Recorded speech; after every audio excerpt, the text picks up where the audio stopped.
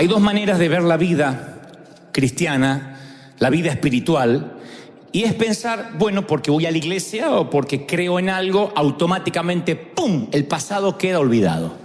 Si bien técnicamente para Dios es así, el problema es que nosotros seguimos lidiando con el pasado. Y de allí que cada domingo, por lo menos durante los últimos, Dios nos viene hablando de sanar esas heridas. El domingo pasado yo les decía una frase que acuñó mi mamá, que ninguna herida tapada cura bien. Aunque uno le ponga una curita, un apósito, ninguna curita tapada finalmente se va a sanar, porque empieza a ponerse pútrida, porque se empieza a infectar, y eso también va para todos los órdenes de la vida.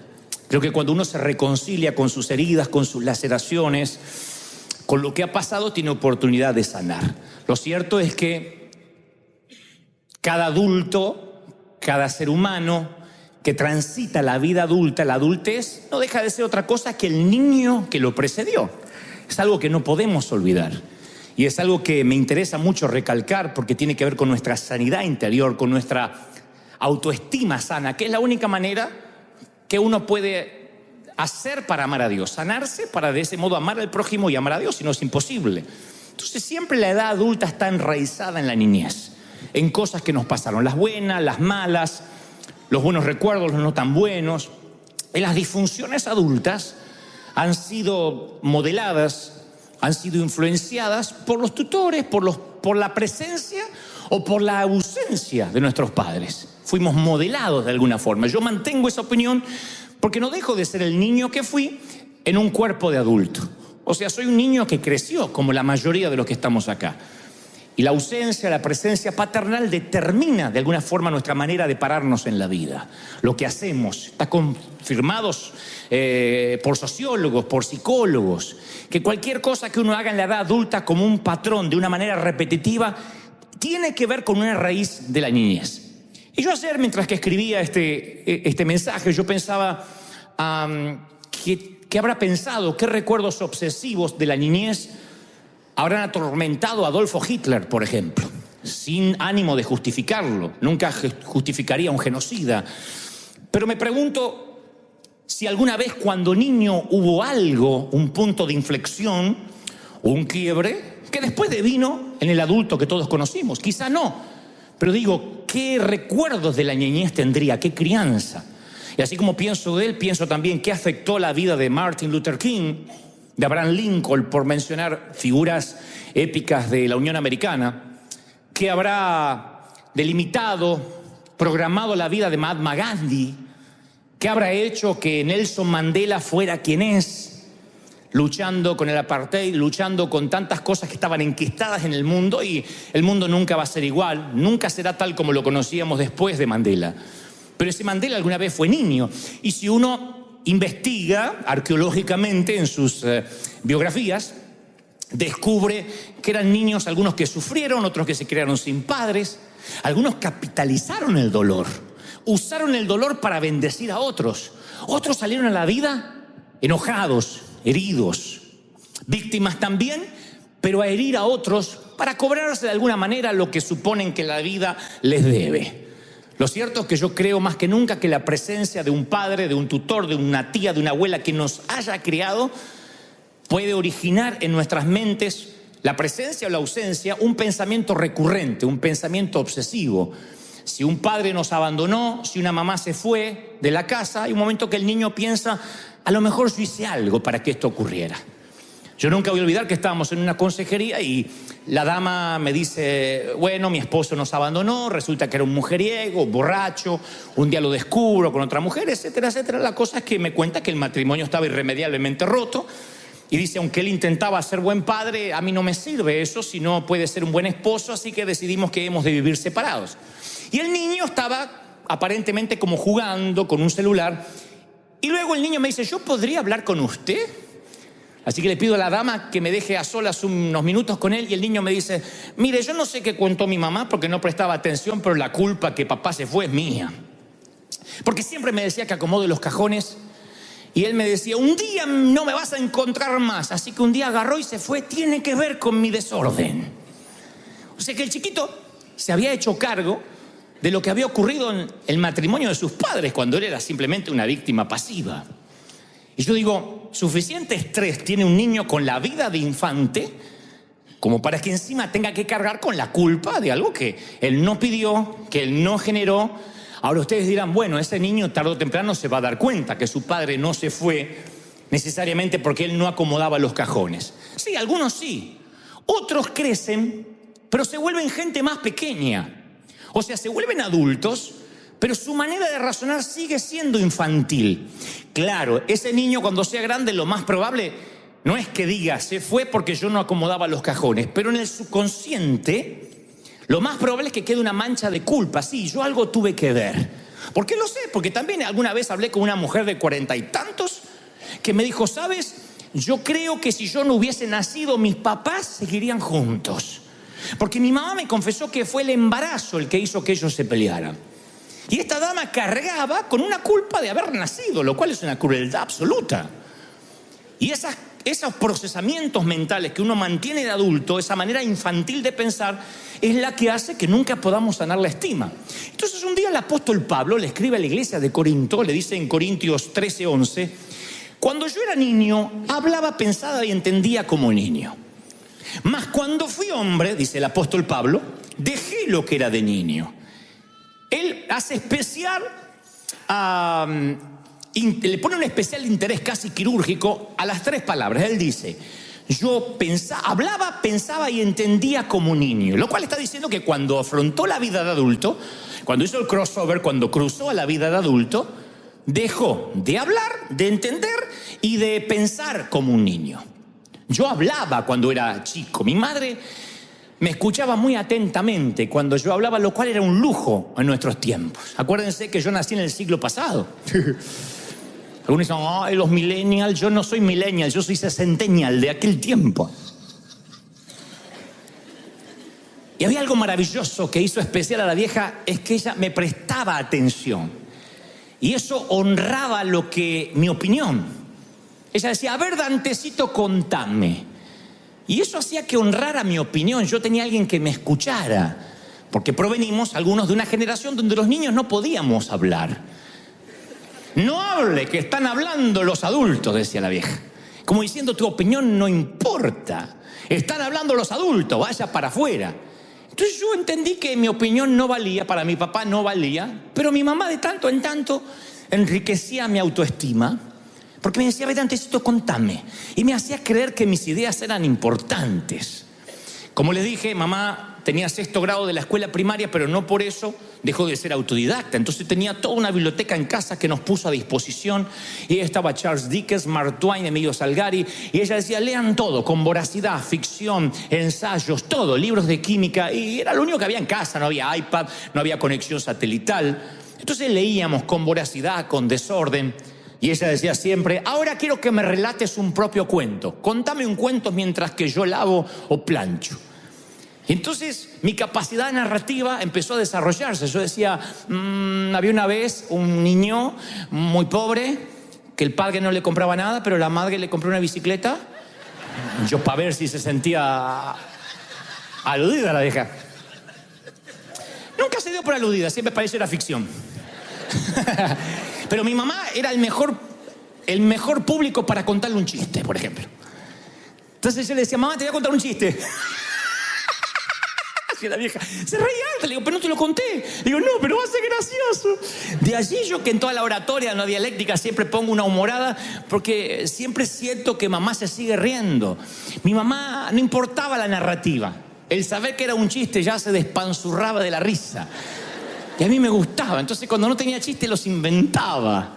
Y ella, aunque el chiste era pavo o chistonto, hacía que se reía. La cosa es que yo sentía que cuando hablaba mi opinión era valorada.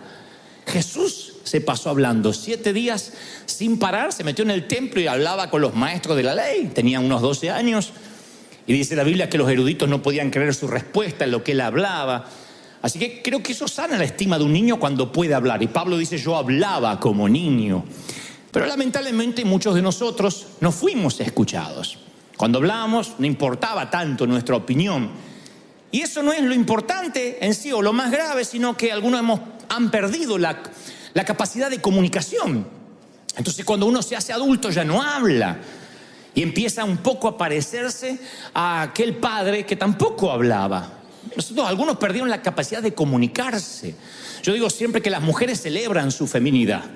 La celebran porque se cambian los maquillajes, se ponen esto. Y los hombres a veces no celebramos nuestra masculinidad. Somos aburridos, creemos que eructar y tomar cerveza nos puede hacer machos. Sin embargo, no es solo eructar, es decir, bueno, yo tengo que crecer intelectualmente, espiritualmente. Lo cierto es que en algún momento perdemos la capacidad de comunicarnos porque nos dijeron, cállese la boca, quédese quieto, no hable.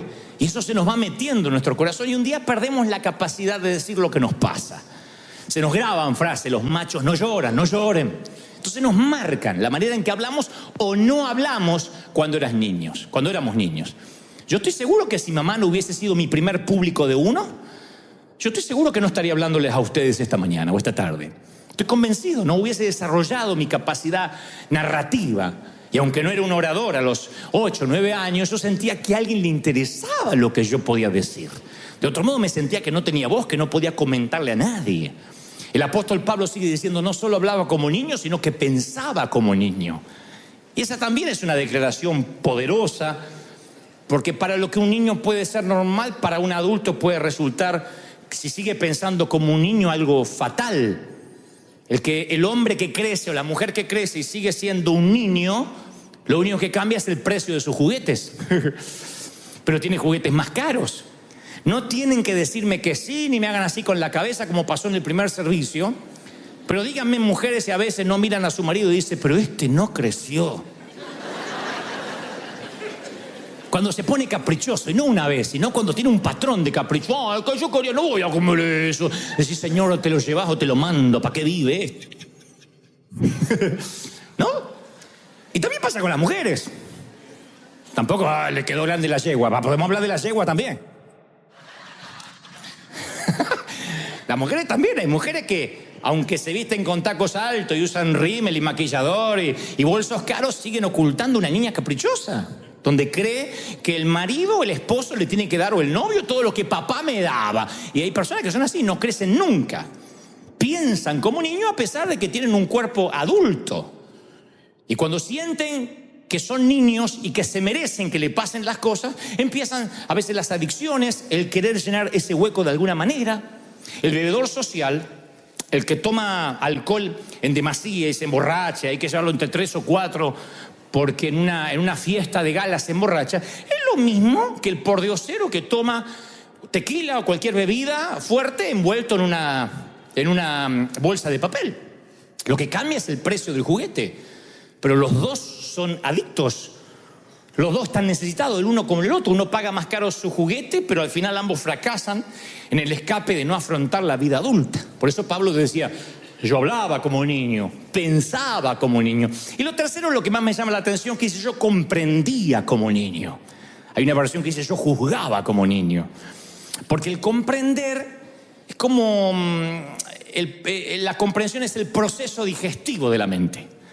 Cuando uno... Lo que al principio pensaba, ahora lo transforma en una conclusión. Uno comprende como niño. Si de adultos nuestra comprensión sigue siendo elemental e infantil, uno llega a conclusiones inmaduras. Es como esta dama que me decía, si yo no hubiese nacido, mis papás seguirían juntos. A lo mejor no. ¿Quién te metió esa idea en la cabeza? ¿Cómo con 40 años, con casi medio siglo de vida, vas a cargar con un estrés así? La comprensión infantil, navegando en la mente adulta, en un adulto lastimado, es peligroso. Porque uno va por la vida como arrastrando cargas que no nos pertenecen.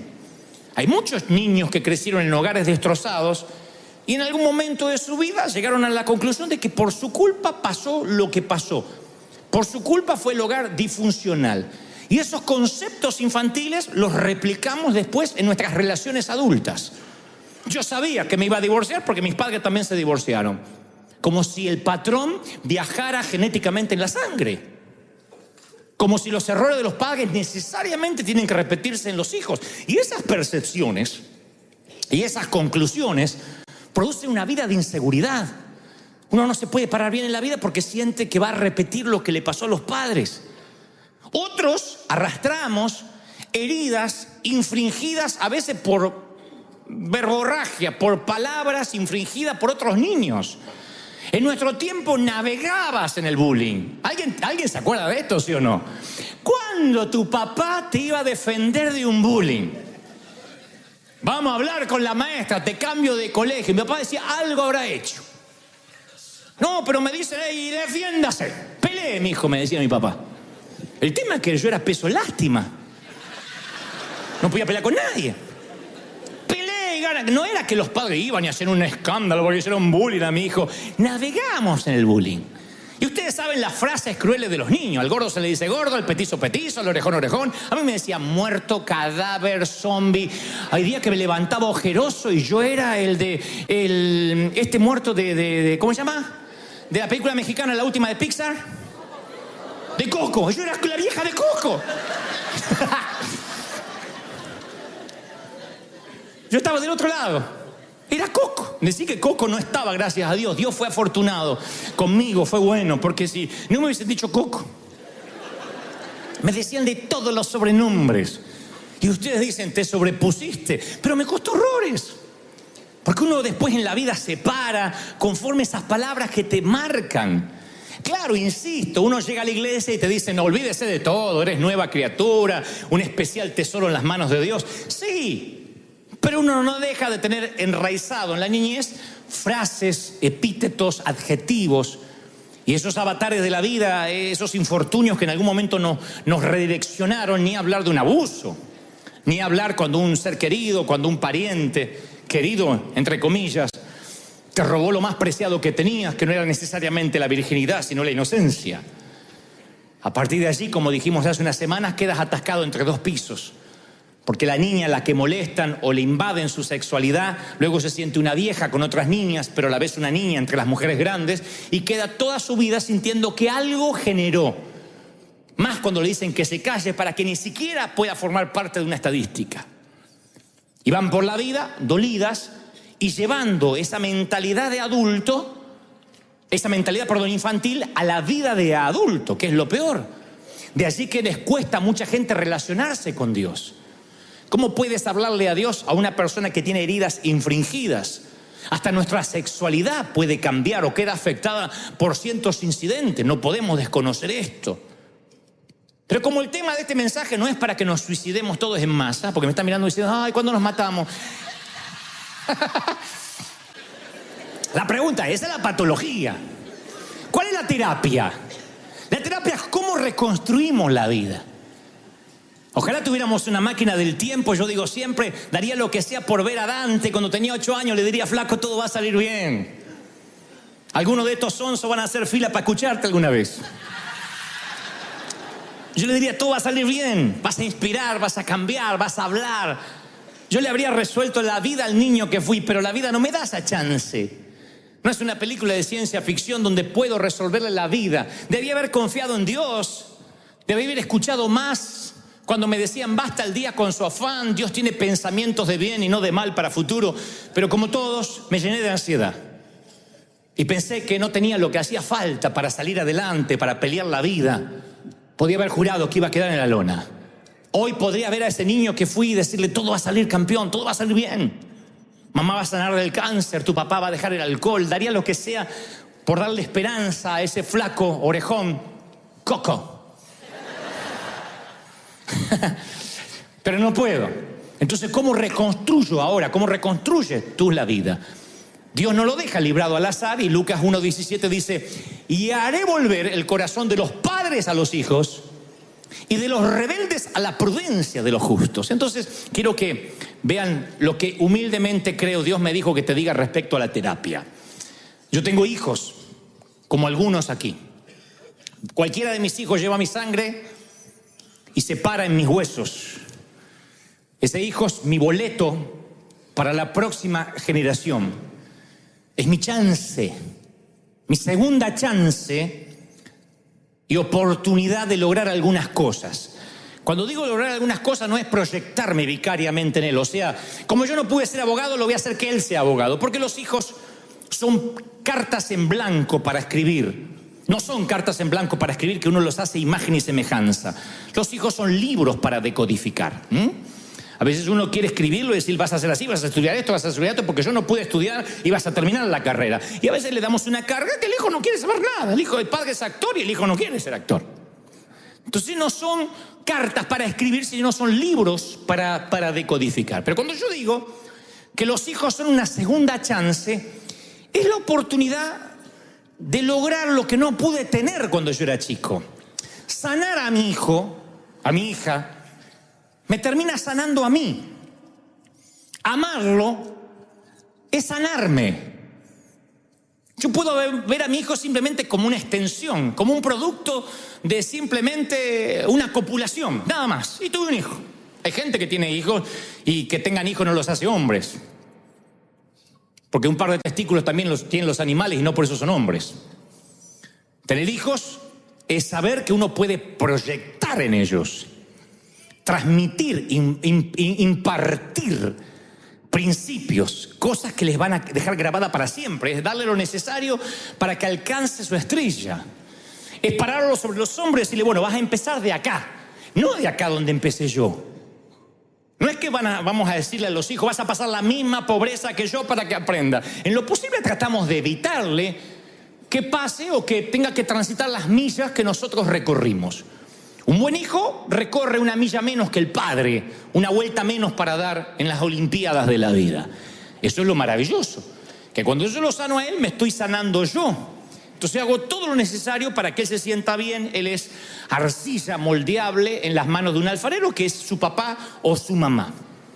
En la Biblia la paternidad divina se ve cuando Dios habla desde los cielos y dice, este es mi hijo en el cual tengo complacencia, cuando recibe el bautismo del Espíritu Santo. No hay cosa más linda para un hijo que el padre le diga, estoy orgulloso, así tu padre no tenga estudios académicos. No hay ninguna frase que supere a lo que te diga tu papá. Es la aprobación paternal que hace que el chico flaco corra más que el resto de la clase. Es la aprobación materna, bien hecho, hijo, que hace que uno soporte los ruidos extraños de la noche o se aguante los mosquitos en un campamento de verano. Bien hecho. Cuando uno actúa, uno busca entre la multitud el rostro conocido de quien nosotros amamos. Y si ese rostro falta, uno se siente mal. Mi papá nunca fue a verme. Él siempre estaba ocupado. Y yo de tanto en tanto actuaba de soldado, hacía junto a los próceres así, y decía, empanada, calentita las empanadas. Yo me sentía Shakespeare, haciendo Shakespeare. Y yo miraba siempre a ver si mi papá y mi mamá venían para que me dijeran, qué negro candombero, nadie te supera. Nunca estuvieron. Pero yo necesité esa aprobación. Yo creo que la estima hasta del Señor se sanó. No sé si estaba mal antes, pero digo, no se sanó, se afianzó. Cuando el padre dice, este es mi hijo amado. Creo que eso es lo que uno necesita como hijo. Y uno llega a ser padre y dice, a mí nunca me dijeron nada. No te voy a decir que digas amén, pero muchos no nos dijeron nada. Nos robaron nuestros héroes. A muchos nos robaron nuestros padres. O el alcohol, o que se murió, o que se divorciaron. Pero las necesidades de los hijos no cambian. Es doloroso admirar a quien no está. Muchos de ustedes crecieron haciendo deporte con las gradas vacías, sabiendo que no te iban a ver. Otros colorearon sus obras de arte con crayolas, sabiendo que no ibas a poder pegarlo en la nevera ni regalárselo a nadie porque no le iban a dar importancia. Y uno insiste por un tiempo hasta que un día te cansas de danzar solo la melodía de la niñez y entonces tiras las crayolas a un costado, pinchas la pelota y algunos compran un arma o se llenan de aparatos tecnológicos, de tablets, de cosas que los conectan con gente que está fuera del hogar. Pero el vacío lo vamos a llenar de alguna forma. Buscamos llenar ese vacío. Porque la imagen de un padre para un niño es el testimonio viviente de lo que puede traer el tiempo. Sí o sí. La imagen de un padre es el testimonio de a dónde nosotros vamos, o de una mamá. El papá es la primera definición de masculinidad que uno tiene. Mamá es la primera definición de feminidad. Y la ausencia de ambos o de uno hace que busquemos llenar el vacío de alguna forma. Y si la iglesia no lo llena, lo llenará la pornografía. Y si la pornografía no lo hace, lo llenará las drogas y los carteles o lo que sea. Ustedes dirán, ¿tan así? Sí, porque uno tiene la necesidad de buscar aprobación. Hay muchas estrellas de Hollywood que necesitan creer que un Oscar sobre la chimenea les va a cambiar la vida. Y un día colocan el Oscar sobre la chimenea, llegan a lo más alto que puede llegar cualquier ciudadano, que es la Meca de Hollywood, y no sé qué hay en la cima que los asusta tanto, pero terminan quitándose la vida en una bañera de lujo. Y nos preguntamos, ¿no será que estos niños siguen necesitando lo mismo que nosotros? Nada más que la vida adulta ni los juguetes caros hacen que puedan reemplazar esa ausencia, ese dolor. A mi humilde criterio, yo creo que la ausencia de un padre, la orfandad, se soporta más cuando el papá está bajo tierra. El peor sentimiento de orfandad es cuando tu papá duerme en el otro cuarto y te sientes solo. Cuando no sientes hogar, cuando te sientes un corazón sin techo, eso es lo más duro. Jesús, deben recordar la historia, que llega presuntamente tarde a ver a un amigo que está muy enfermo llamado Lázaro. Llega 4 días tarde, según sus hermanas Marta y María, y le dicen: si hubieses estado aquí, nuestro hermano no habría muerto. Y Jesús lloró. Es uno de los pocos episodios que dicen que Jesús lloró. Y entonces dijeron los judíos: miren cómo le amaba al amigo. Aún así, no obstante, Jesús hizo quitar la piedra y entonces le dijo: Lázaro, ven fuera. Y resucitó al amigo. Entonces, mi idea de un héroe, mi humilde idea de un héroe, es alguien tan tierno, lo suficientemente tierno como para llorar en el funeral de un amigo, pero lo suficientemente fuerte para resucitar lo que está muerto. Fue tierno para respetar la debilidad y el dolor de las hermanas de Lázaro, Marta y María, sus amigas en común. Pero después asumió la responsabilidad y dijo: bueno, a resucitar lo que está muerto, no a quedarnos a llorar. No sepultó el trauma y dice: Jesús lloró y a partir de ahí se murió triste. No, dijo: bueno, ya lloré, ahora voy a resucitar a mi amigo. Esto en todos los órdenes de la vida es igual, no se puede llorar todo el tiempo. Yo tenía una tía que vivía llorando. Hermosa la tía, porque parecía una actriz, pero llegaba y lo único bueno que traía pasteles o tortas para comer. Pero yo siempre pensaba, además de hacer pasteles, que alguien encierra a esta mujer. Porque dejaba una mala onda en la casa. Decía: ay, Nelly, no sabes, me encontraron arenilla en los pulmones y me encontraron tierra en el corazón y tengo también piedras en la vesícula. Te daban ganas de decirle: tía, casate con un albañil y que construya, ¿qué querés que haga? Sí, y hablaba de enfermedad. Ay, no sabe la Mabel, qué mal que está, que de mejorar. Tiene cirrosis esa mujer, seguro que tiene cáncer. Tiene cáncer. Ella le disfrutaba, era una morbosidad hablar de enfermedad. El secreto, ir a hacerse los análisis. Porque no decía análisis, decía análisis. Me hice el análisis. ¿Y te encontraron algo? ¡De todo! Ese era un trofeo que tenían que traerse. La peor decepción para la tía, ir a hacerse los análisis y que estaba todo bien. ¿Qué te dijo? Estaba todo bien, pero no le creí. No le creí. Me dijo que era benigno el tumor. Es maligno, yo sé que es maligno. Disfrutaba. Y hay gente que disfruta la autoconmiseración, el tenerse lástima. Y yo creo que hay un tiempo para llorar, porque en las 28 temporadas de Salomón dice: tiempo de reír, tiempo de llorar, tiempo de plantar, tiempo de cosechar. Pero uno se puede quedar todo el tiempo llorando. Jesús lloró por su amigo, lo cual muestra de que él tenía su costado anímico que le dolía. Pero después ordenó que levanten a su amigo, que corran, enjugó las lágrimas y asumió la responsabilidad. Dijo: no puedo quedarme llorando. Entonces, si uno quiere resucitar una relación, uno tiene que primero dejar de llorar. Y tiene que hacer que esa relación se restaure. Si tienes que meterte en el sepulcro de las drogas para rescatar a tu hijo, tienes una sola chance para hacer eso. Si tienes en un momento que levantar en la cuneta de la calle a tu padre ebrio, tienes una segunda chance de hacerlo. Y tú dices: sí, pero mi padre no estuvo como el mío, no estuvo allí, fue abandónico. Y sí, es doloroso acercarte a la mirada fría, a veces impersonal, de una mirada indiferente de un padre que a lo mejor nunca sentiste, que nunca te quiso. Pero es una sensación de sanarse uno mismo. Uno da porque le gusta dar, ni siquiera porque el otro se lo merece. Yo amo porque me gusta amar. Entonces no importa qué pasó en la vida que te separó del ser querido, cuando uno termina de llorar, se tiene que comenzar a levantar. Como hablamos las semanas pasadas, uno tiene que abandonar la cama del hospital para alguien que está más grave. No puede quedarse en la cama, se necesitan camas. Hay gente que pasa peores cosas que las que estás pasando. Uno tiene que decir, bueno, voy a resucitar. La tragedia de María era pensar que era demasiado tarde, porque a veces la situación apesta. De hecho, que le dijeron, Jesús, mi hermano hiede, hace 4 días que está envuelto ahí, hiede, está pútrido. Y sí, cuando está resucitando algo no va a tener buen olor. Uno a veces tiene que amar por encima de la peste. Miren, escuchen esto. Si tienes aliento, si vives, quiero que aprendas esto por tu salud mental, emocional y espiritual. Nos vamos a decepcionar. La gente decepciona. ¿Por qué? Porque nosotros decepcionamos. No se puede vivir diciendo yo amo al que no me decepciona. ¿Quién puede tener un amigo que diga a mí nunca me decepcionó? Te va a tocar que a las 3 de la mañana quieres hablar y el amigo te dice no puedo hablar, estoy con mi mujer. Te va a tocar que necesitas que tu amiga viaje y te dice no puedo, ahora no tengo dinero. ¿Qué sé yo? Desde eso a decepciones más profundas. No hay gente que busca iglesia donde busca un pastor que no me decepcione. Ya te digo, está fregado conmigo porque yo te voy a decepcionar. Hay cosas que no te van a gustar.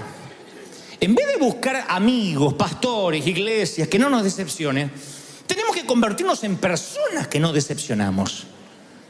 Tú dices, voy a la iglesia esa y nadie me saludó. Hay gente que no viene porque es una iglesia muy grande y nadie te saluda. Y bueno, necesitamos un saludador.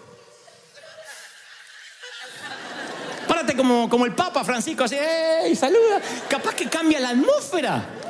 Uno tiene que decir, voy a aportar, en vez de quejarse, que no nos conozcan por todo aquello a lo que nos oponemos, sino por lo que proponemos.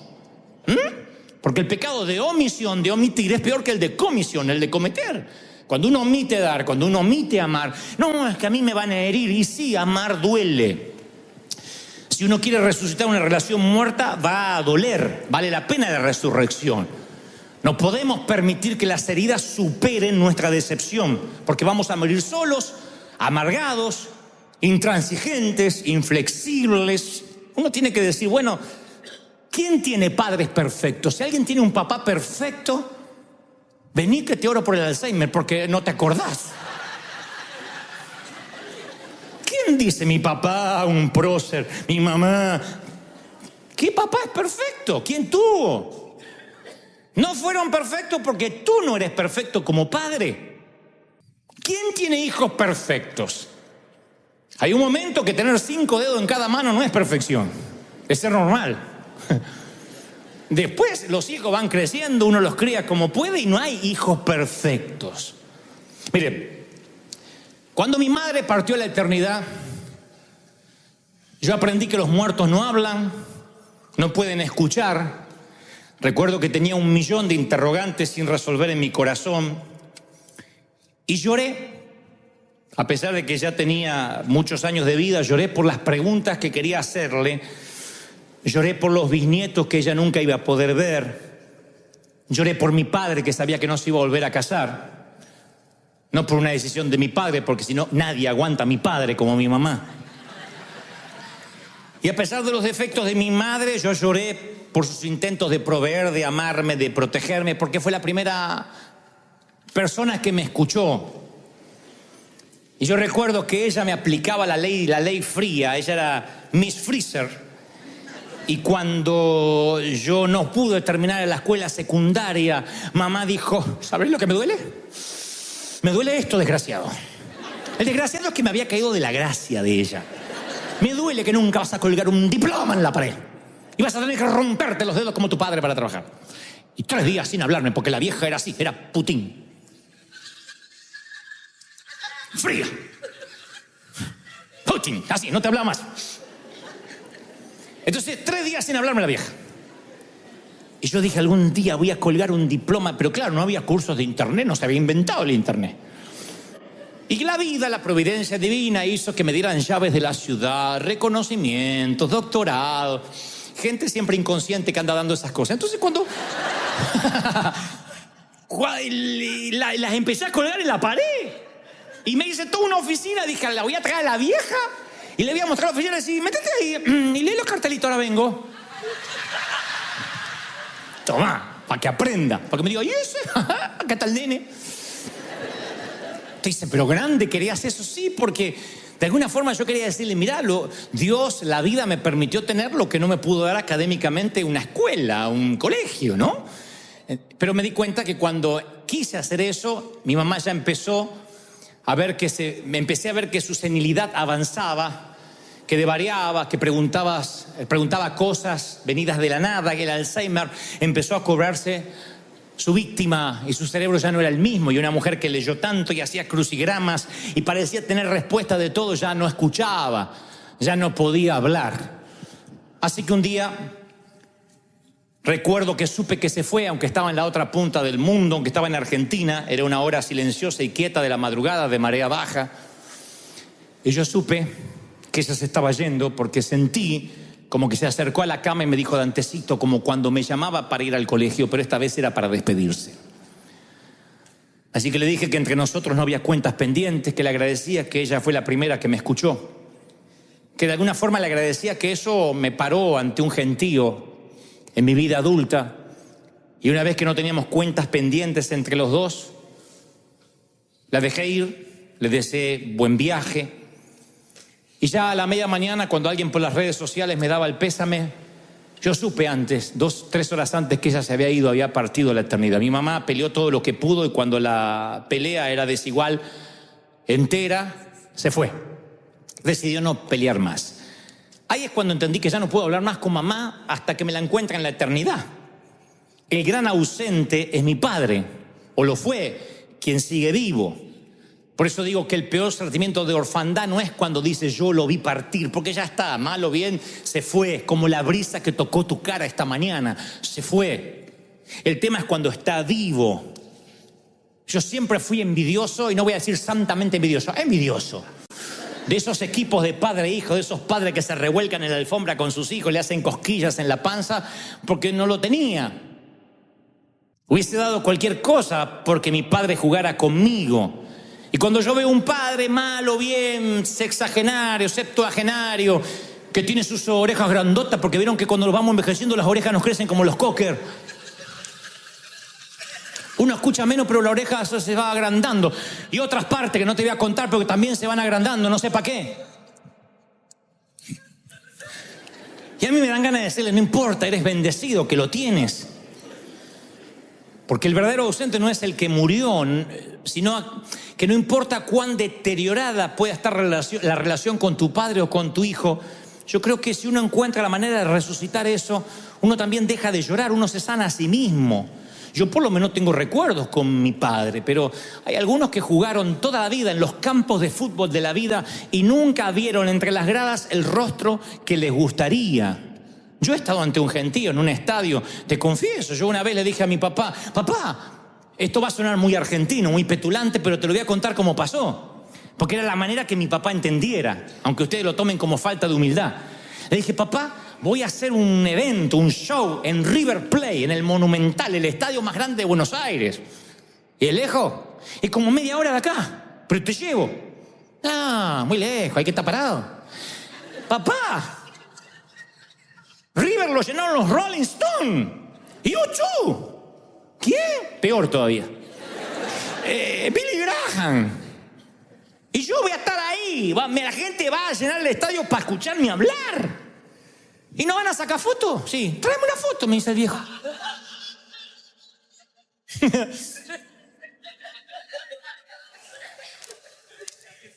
Uno puede escuchar el rugido de la multitud, pero uno extraña un rostro. Ahora usted dice, bueno, yo también, a mí también me pasó. Un día dice David, el rey David le dice a Jonathan, mañana es nueva luna y serás echado de menos porque tu asiento estará vacío. 1 Samuel 20:18. Entonces yo pienso que si uno puede llenar el asiento vacío de la vida, tiene que hacerlo. Aunque tengas que desintoxicar a tu papá para que te escuche un rato. Daría lo que sea por 5 minutos con la vieja, pero no con Alzheimer. Porque los últimos años me decía, ¿fuiste a la escuela? Mamá, ya no vi más. Abrigate. ¿Fuiste a la escuela? Se ve que cuando yo no le colgué el diploma, dijo, a este lo meto en la escuela y lo dejo encerrado ahí.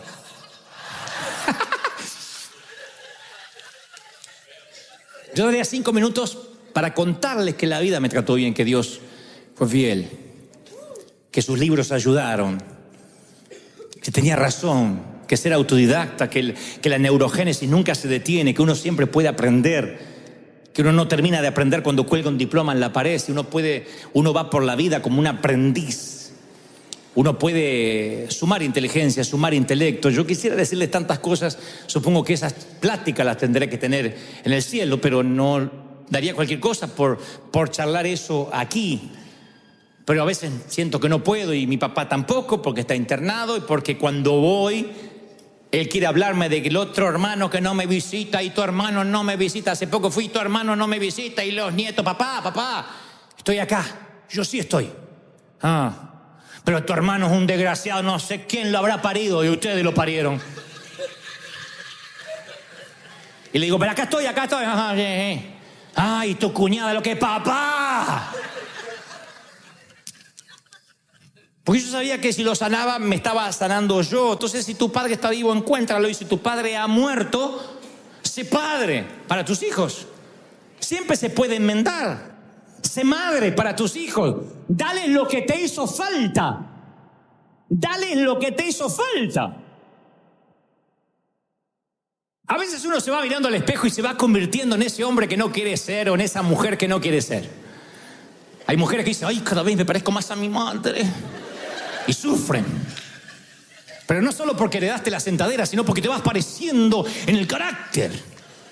Y a veces yo me encuentro repitiendo frases de mi papá que me hielan la sangre.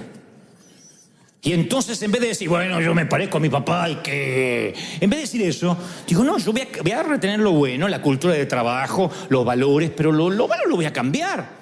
Entonces, a lo mejor hay gente que dice, yo ya no tengo mi papá. Bueno, no tengo mi mamá, pero tienes hijo. Si no tienes padre, puedes ser padre. Convertirte en todo lo que deseaste tener. Darle a tus hijos lo que perdiste. Liberarte de llorar por los divorcios, por los abusos, y abrir los brazos a tus hijos. Y cuando hablo tu hijo, es tu hijo. Este mensaje yo lo llamé, aún eres mi hijo, porque el hijo puede estar muriéndose de sida, haber cambiado de sexo, ser presidente de la república. Sigue siendo tu hijo. Es tu hijo y lo va a ser siempre. Es tu hijo. Porque a veces está la bobería de pensar, sí, pero ahora que estás, ahora que es homosexual, ahora que cambió de sexo, ahora yo no sé, primero que cambie tu hijo. Si no abraza, no se sana, no cambia el dolor, lo que puede traer, que es mucho más que su elección sexual, o lo que ha hecho con la vida, o el despadre que ha hecho. Porque puede ser que tu hijo sea despadroso, pero eso no lo heredó de los indígenas, eso no vino de los mayas. Cuando el hijo pródigo se levantó de comer entre los cerdos y dice, voy a volver a mi papá, a mí me sorprende que en la historia de Jesús su papá nunca le dije, te lo advertí. El viejo estaba allí, artrítico, cerrando los ojos, mirando calle abajo. No había un solo día que el viejo no veía a ver si un día el hijo que dilapidó la fortuna iba a volver. Y la historia dice que cuando el hijo viene maloliente, mugriento, de estar apacentando cerdos, un hato de cerdos, a él no le hizo falta muletas ni andador, saltó la reja y se fue corriendo a abrazar al hijo. Dijo, tú eres mi hijo, y lo abrazó. No necesitó nada. Hay tiempo que es momento, temporada de abrir los brazos, hombre. Hay momentos que hay que abrir los brazos, mujer. Hay que dar la bienvenida a pesar de la falla, de los errores. Que el amor sea más fuerte que las heridas que te separaron. Eso es lo que ha hecho grande a esta congregación. Que el amor sea más fuerte. ¿Sí? Le digo, cuando yo aconsejo a alguien y me dice, no sabes lo que acabo de hacer, yo le digo, pero sabes que Dios te ama, ¿no? No, pero te voy a contar lo que hice porque... Pero no, ahora me contás. Pero estás comprendiendo lo que te digo, Dios te ama. Y de pronto su mirada cambia. Porque a veces pensamos que estamos más cerca de Dios si vamos más a la iglesia, si vamos a la comunión, si vamos a la misa. Y Dios te sigue amando, eres su hijo, siempre.